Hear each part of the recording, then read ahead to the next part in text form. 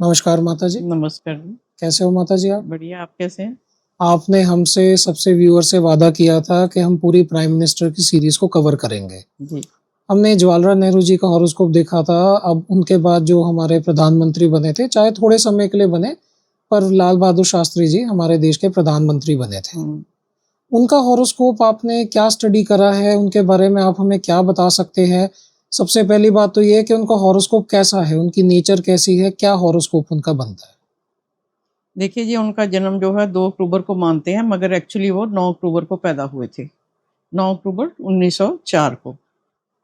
और बहुत ही एक पुअर फैमिली थी उनकी, और कुछ सालों के बाद ही उनके पिताजी की डेथ हो गई थी, और उनकी माताजी ने उनको बहुत मुश्किल से पढ़ाया-लिखाया। बहुत ही ईमानदार आदमी थे। उनका लगन जो बनता है जुपिटर का बनता है, जो कि 5वें घर में है। मैं साथ में व्यूअर्स के लिए हॉरोस्कोप भी लगा दूँगा।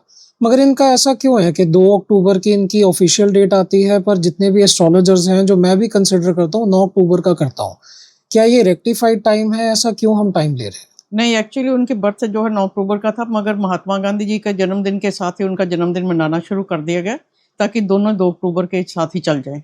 मगर एक्चुअली में उनका जो बर्थ चार्ट है, वो 9 अक्टूबर का बनता है, सुबह के 11 बजे का जी मेरे ख्याल हाँ, से। और जो उनकी हैपनिंग है, जो भी उनकी घटनाएँ उनकी जन्मदिन से हुई है, वो 9 तारीख के साथ ही ज़्यादा सूट करती हैं एज़ कम्पेयर टू 2 तारीख। तो आपने बताया इनका सजिटेरियस का लगन बैठता है, जो व्यूअर्स के लिए मैंने लगा भी दिया साइड पे। हुँ। इनका क्या है? इनका लग्नेश कहाँ पे बैठा है और इनका हॉरोस्कोप ओवरऑल आप कैसे जज करेंगे? क्योंकि मैं तो इनको काफ़ी रिस्पेक्ट करता हूँ कि one of the best prime minister थे, इनका कैरेक्टर बहुत अच्छा था। क्या ये चीज़ें हमें हॉरोस्कोप में भी दिखती है? हाँ जी, जुपिटर जो होता है अगर अनअफ्लिक्टेड हो हॉरोस्कोप में, उसके ऊपर मार्स की, सैटर्न की कोई ऐसी दृष्टि ना हो मंगल की, तो वो काफ़ी बढ़िया रहता है, और वो ट्राइन में बैठा है। ट्राइन का मतलब कि वो 5वें घर में बैठा हुआ है। पर एफ्लिक्शंस क्या हम इसमें रेट्रोग्रेड को एक एफ्लिक्शन नहीं मानेंगे? नहीं, रेट्रोग्रेड हो, कुछ भी हो, मगर वो अफ़्लिक्शन सैटर्न की नहीं है, मंगल की नहीं है, उसकी अपनी रेट्रोग्रेड होने की कोई अफ़्लिक्शन नहीं है।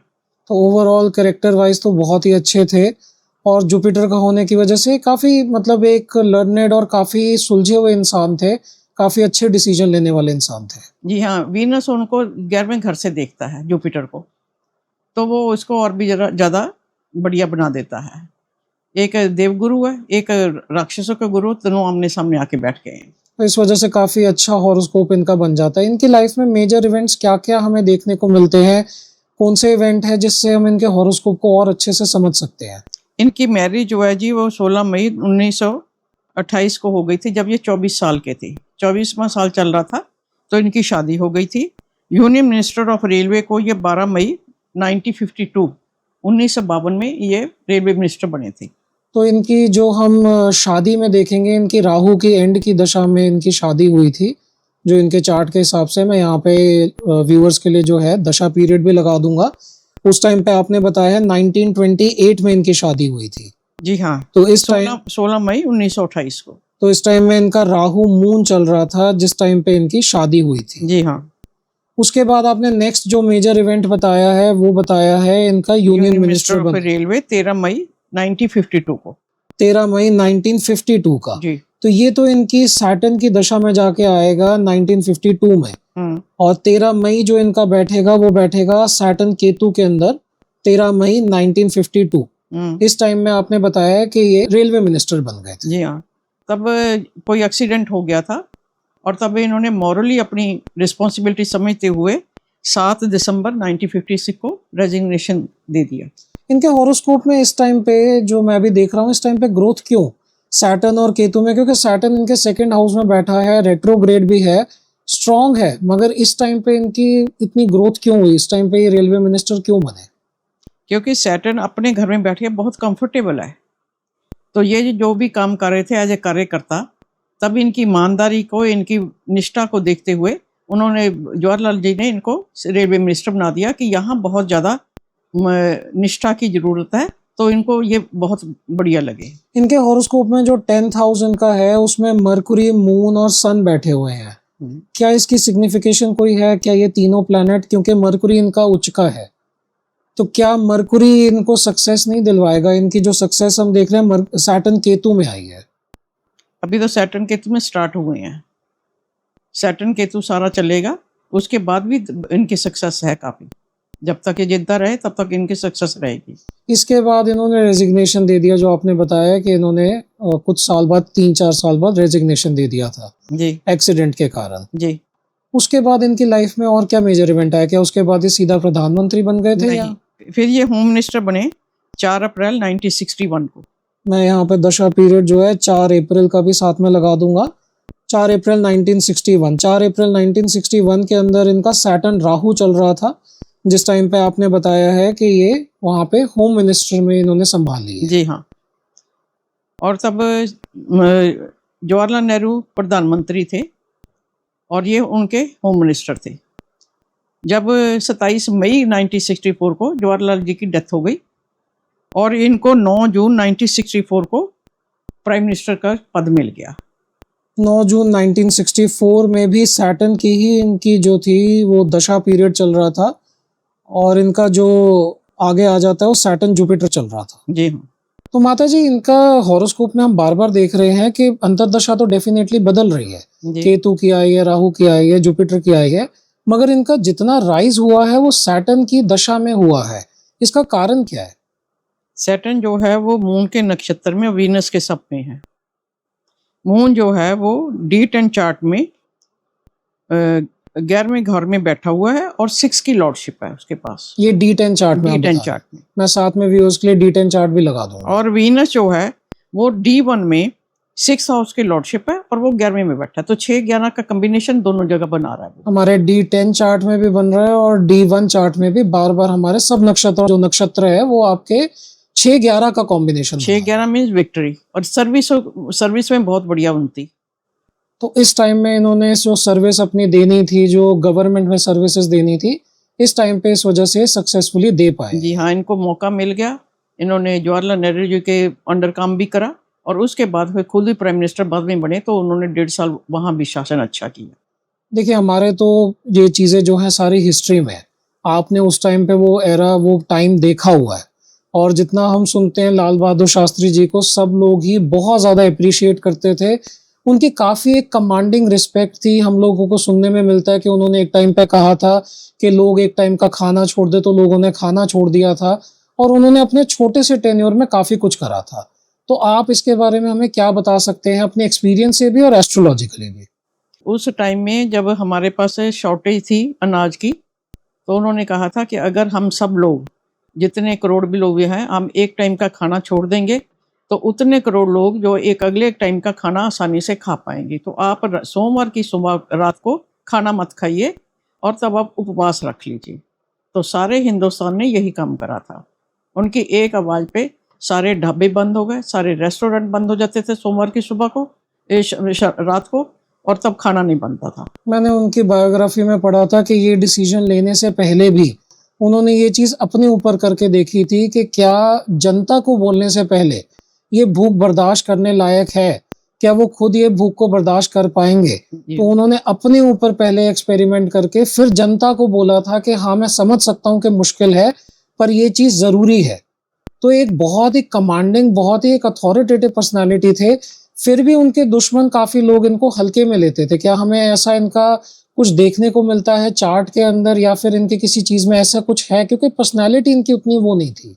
अष्टक वर्ग में इनके जो फर्स्ट नंबर के घर है उसमें सिर्फ 20 बिंदु हैं, जो उनकी शॉर्ट लाइफ को दिखाता है। और उनका बहुत ज़्यादा जो लोग हल्के में लेते थे, क्योंकि वो ज़्यादा अग्रेसिव नहीं थे और एकदम रिएक्ट नहीं करते थे, तो लोग उनको बहुत हल्के में लेते थे। उनका स्वभाव काफ़ी ऐसा था कि बहुत शांत नरम, थे। बहुत शांत और नरम था। इस वजह से उनके जो दुश्मन थे, बाकी लोग थे, चाहे वो लीडर्स हों चाहे कोई भी हो, वो उनको थोड़ा-सा हल्के में लेते। जी हाँ, डाउन टू द अर्थ थे, बिल्कुल ज़मीनी सतह से लगे हुए कार्यकर्ता थे, तो वो बहुत ही ज़्यादा नरम स्वभाव के आदमी थे। चलिए, फिर हम आ जाते हैं जो हमारी वॉर हुई है प्राइम मिनिस्टर बनने के बाद, इनके वॉर हुई है। इन्होंने वॉर में काफ़ी अच्छे से लीड करा, जो कि काफ़ी लोग एक्सपेक्ट नहीं कर रहे थे, और विक्ट्री भी दिलवाई। प्राइम मिनिस्टर ये बन गए 9 जून 1964 को।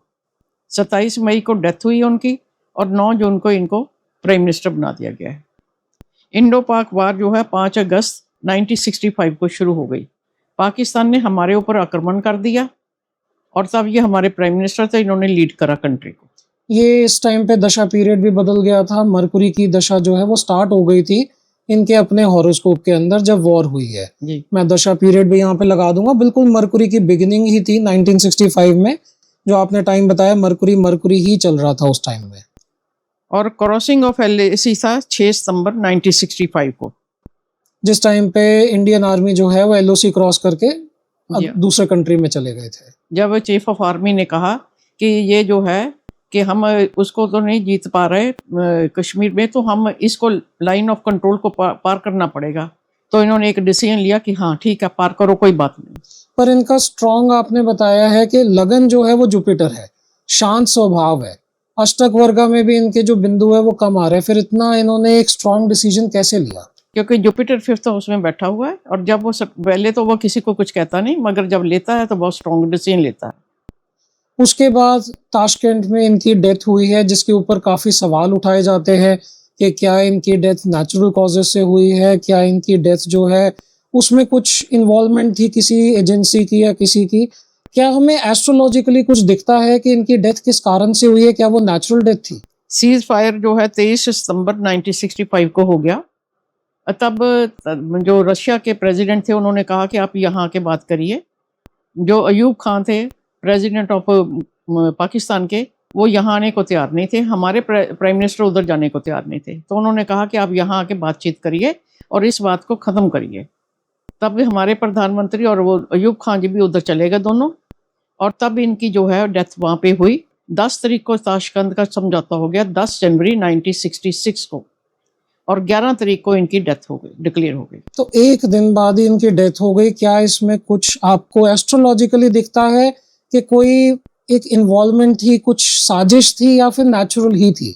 10 तारीख को जब इनका साइन हो गए एग्रीमेंट पे, तो 11 10 की रात को ही ये अपने कमरे में गए, और तब इनकी जो है 11 को डिक्लेयर हो गई।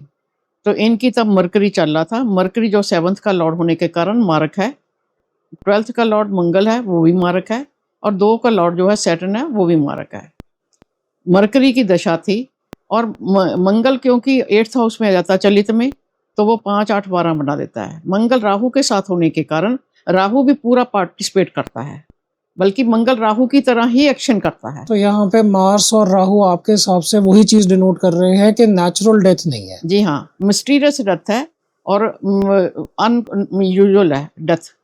क्या हम यहाँ पे राहु को एज अ वो भी देख सकते हैं, क्योंकि वो एक स्नेक को रिप्रेजेंट करता है? क्या पॉइजनस भी डेथ हो सकती है? जी हाँ, पॉइजनस ही डेथ हुई उनको। रात के दूध के टाइम जब उनको दिया गया, तब उनको बहुत तेज दर्द सीने में हुआ उनके। उन्होंने उनको बुलाने की कोशिश करी, मगर तब तक कोई नहीं आया।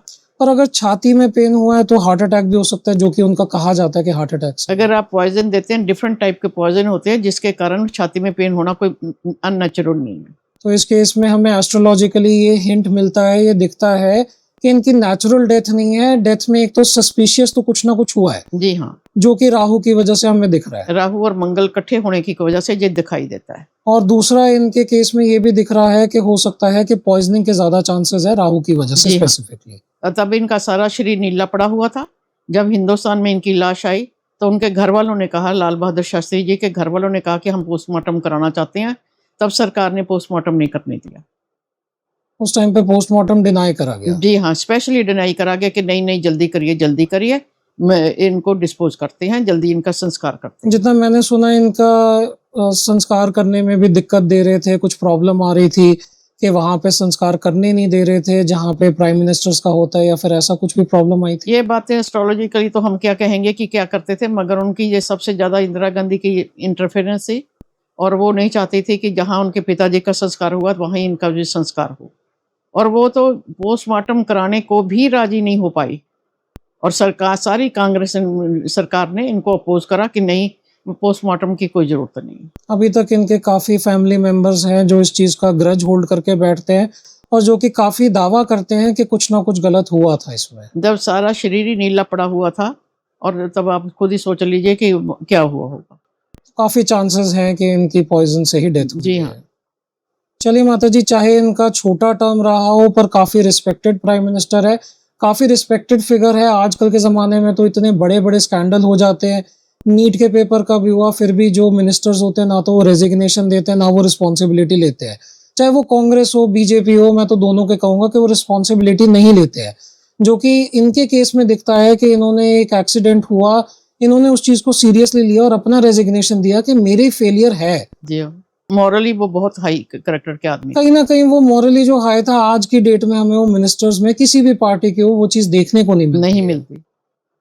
चलिए हम आगे इस सीरीज में और भी प्राइम मिनिस्टर्स का कवर करेंगे। इसके बाद इंदिरा गांधी जी जो है वो प्राइम मिनिस्टर बनी थी और उनका काफी लंबा टर्म रहा है, बीच में ऑन एंड ऑफ रहा है, पर काफी लंबे टाइम तक उन्होंने राज करा है और काफी इवेंटफुल था। इस वीडियो को तो हमने काफी छोटे में कवर करा है क्योंकि उनका टेन्योर ही इतना छोटा था, मगर इंदिरा गांधी जी के टेन्योर में बहुत कुछ हुआ है, वॉर्स हुई हैं, उन्होंने जो बैंक के साथ करा है, करेंसी के साथ चीजें करी हैं, इतने सारे डिसीजन लिए हैं और फिर उनकी भी जो डेथ हुई है वो जिस वे में हुई है, तो उनका हॉरोस्कोप और उनकी कुंडली मेरे ख्याल से काफी इंटरेस्टिंग और लंबी हम एक वीडियो उस पर जरूर बनाएंगे। इनके जो कुंडली का हाई पॉइंट है कि वो मॉरली बहुत बहुत अच्छे आदमी थे और बहुत हाई करेक्टर के आदमी थे। वो जुपिटर अनअफ्लिक्टेड जो 5वें घर में बैठा है और उसको वीनस देखता है, उससे से सब कुछ आता है। चलिए माता जी, तो अच्छा लगा मुझे इनका हॉरोस्कोप डिस्कस करके। मुझे उम्मीद है आप जल्दी ही हमें अगला भी एक जल्दी से इंदिरा गांधी जी का भी एनालिसिस देंगे, क्योंकि मुझे पता है कि आपने उनका ऑलरेडी हॉरोस्कोप काफी डिटेल में स्टडी किया हुआ है। तो मुझे उम्मीद है कि अगले हफ्ते या उसके अगले हफ्ते तक आप हमें जरूर एक और वीडियो देंगे। इस वीडियो के लिए इतना ही माता जी, धन्यवाद। अगर आपको हमारा वीडियो पसंद आए तो आप वीडियो को लाइक कर सकते हैं, चैनल को सब्सक्राइब कर सकते हैं और हमें डिफरेंट सोशल मीडिया प्लेटफॉर्म पे फॉलो भी कर सकते हैं।